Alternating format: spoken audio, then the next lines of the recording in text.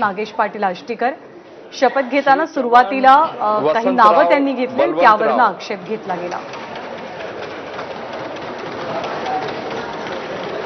आणि यानंतर नांदेडचे खासदार वसंतराव चव्हाण शपथबद्ध होते।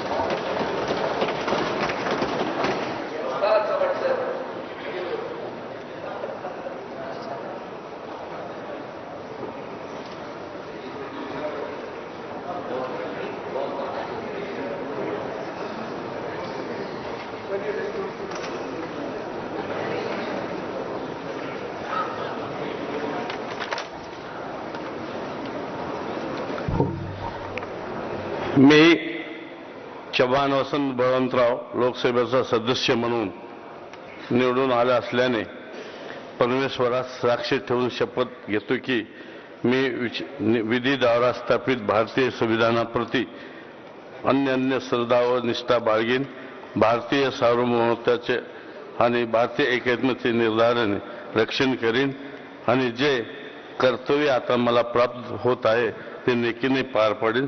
जय हिंद, जय संविधान, जय महाराष्ट्र।